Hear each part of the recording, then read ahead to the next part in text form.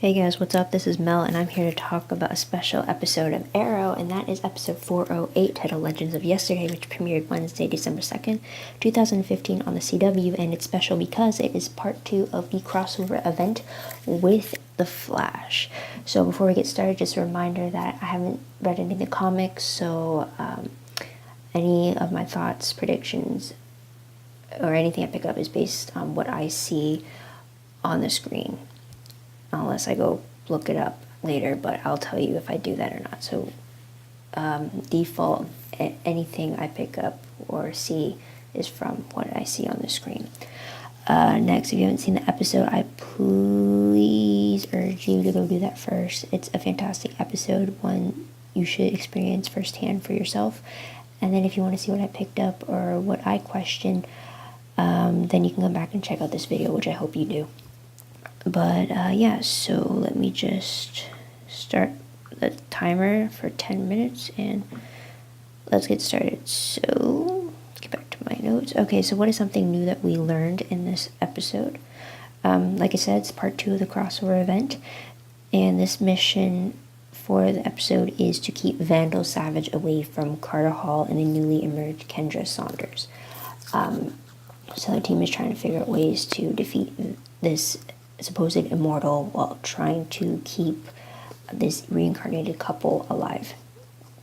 And yeah, also I believe this is the first time we get flashbacks that don't feature Oliver himself. We actually see flashbacks to 4,000 years ago during the original lives of Kendra, Carter, and Vandal. So it would be the Prince, the Priestess, and Vandal Savage. And through the flashbacks, we get to see just how not only do the couple die by Vandal himself, but how they were, I guess,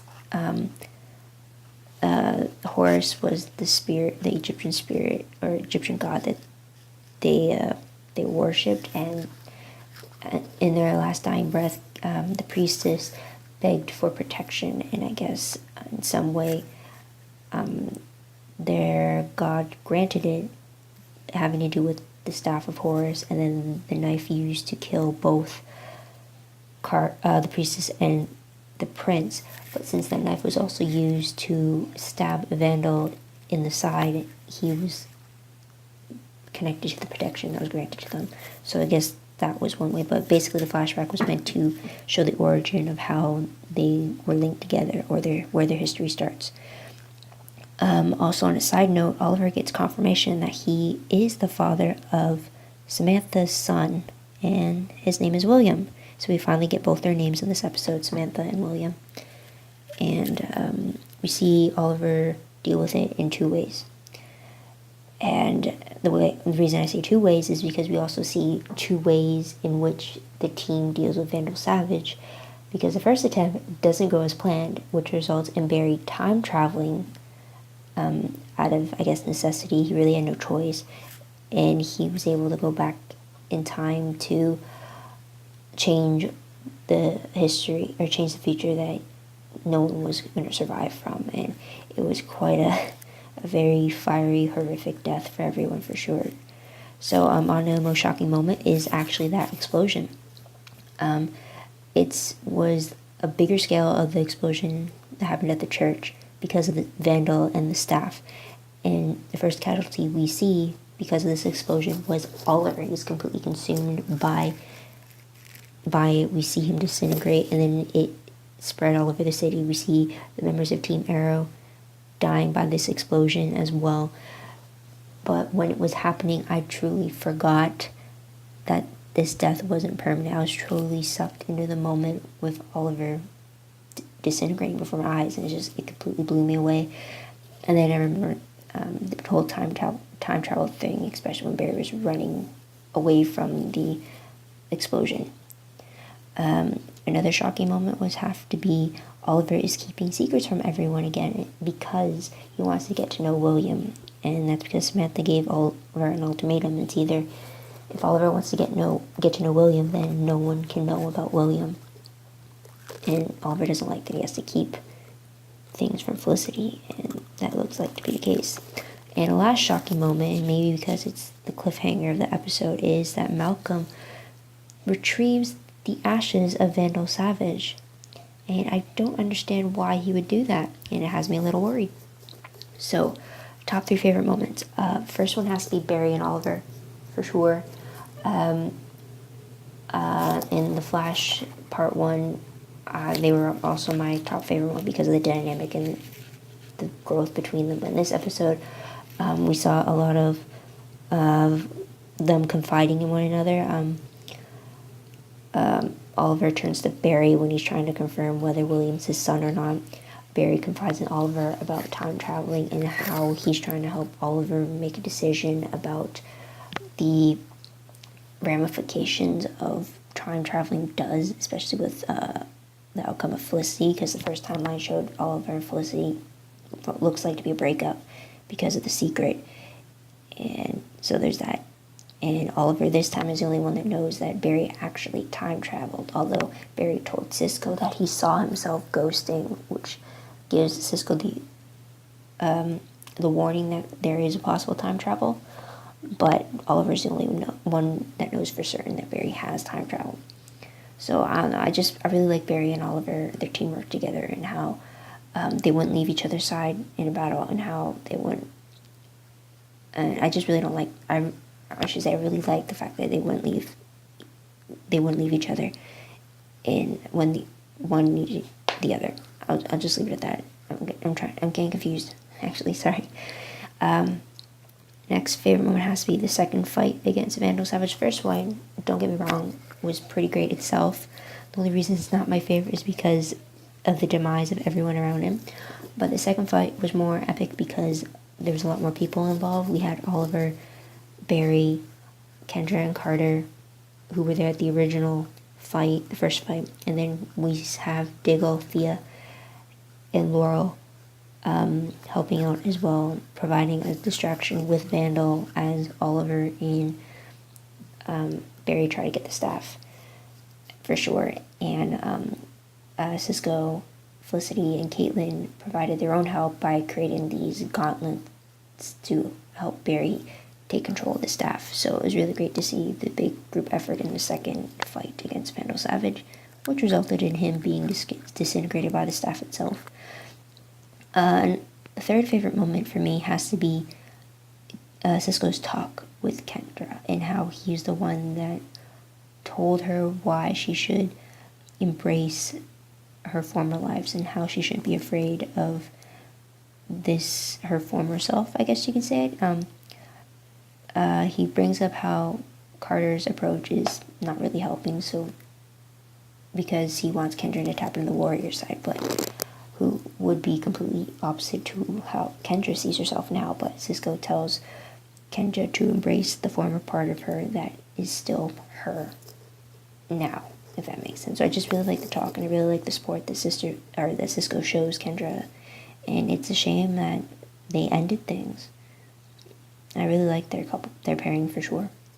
Okay, so top 3 peak moments. I only have one, and that is because when Oliver decides not to tell Felicity about William, I don't understand why that had to be an option. There's so many different ways that Oliver could have done this. We found in the first timeline that Felicity actually finds out herself, and she ends things because she doesn't like that Oliver lied to her. She can't stand being lied to. And so I guess Oliver doesn't know that, and Barry only saw glimpses of it from afar, but he can't really use that to better gauge what's to happen. But I really don't think Oliver should have lied, and I'll get back to that in my questions, which will be quickly. Well, I remember most about this episode, the fact that it was a crossover, it's enough said. It's just seeing Caitlin, Cisco, Barry, and then Kendra and Carter, all of them in the Arrow world was just fantastic. Okay, random questions. Back to Oliver and Felicity. My question is, why didn't Oliver just tell Felicity about William and then just make Samantha believe that he didn't tell anyone? I mean, Barry already knows, and it's not like Oliver's going to tell Samantha that Barry knows about William.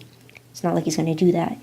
And I can already tell that Oliver not telling Felicity is going to cause problems between them, and it's something that could be avoided if he just told Felicity and just told her that it's something that can't be shared with anybody else. Although Felicity does have a tendency to ramble, but I don't think she would take this news lightly. And it seems kind of unfair for Samantha to tell Oliver that he can't share with his family that he has a son, that there is someone out there that he helped created, in a sense. I just don't get why Oliver couldn't just tell Felicity and just made Samantha believe that he didn't tell anyone. Yeah, it's deceptive, but at least it keeps Oliver honest with those he loves. Next question. Could William be the death that was foretold in the flash forward in episode 401? If he is, it makes sense why both Oliver and Barry would visit the grave, since only Barry knows about Oliver's son at this point. At first, we didn't see Felicity, making us think that it was Felicity who was just buried, and there's my timer. But since Felicity doesn't know about William, it makes sense why she wouldn't be there. So I'm kind of hoping it's not William, but then I'd rather have it be William than Felicity, and I know that sounds really bad, but I can't think of anyone else that had their death affect Oliver like it did. So yeah, I wish no one had to die, but with that flash forward, it kind of can't be helped.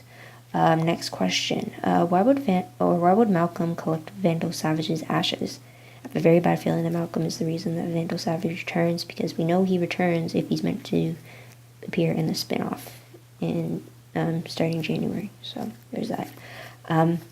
Quick predictions. I briefly saw a bit of the promo for episode 409, which is the mid-season finale, I believe, and it showed Oliver outing Damien Dark to the public as the one destroying the city, and Damien retaliates by attacking Oliver at a campaign party event.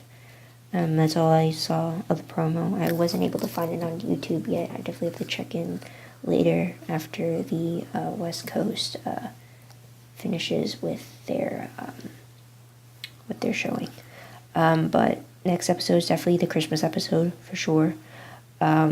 I also saw rumors on Tumblr that it's going to include an Olicity proposal. I hope so. And some behind-the-scenes photos shows maybe Donna Smoke appearing, because they show her with the cast and some holiday decorations around them. So it's a possibility. If it's a holiday episode, is it possible that Oliver could send William a gift? Maybe, if he doesn't show up as is. And a prediction overall, I think someone on Team Arrow is going to find out about William somehow. And if that's the case, I have a really bad feeling that Felicity, if she doesn't find out first, then she may be the one to find out last, which will cause problems for sure. So that's about it. What did you guys think about part 2 of the crossover event? Was what you expected? Let me know in the comments below. I'd love to hear about it. Crossovers are a thing for me, so if you like them too, just let me know. I'd love to talk about it. Also, don't forget to like this video, subscribe to my channel, and check out other videos if you haven't already. Also, if you want any more news related to Arrow or The Flash or even Legends of Tomorrow, I have a page set up on my Tumblr. The link for that is down below. Anything, promos, sneak peeks, quotes, GIFs, episode stills, anything Arrow related, Flash related that comes across my Tumblr feed, I will reblog it and link it and tag it appropriately, so you can easily find whatever you're looking for, hopefully, on my page. So just check it out in the link below.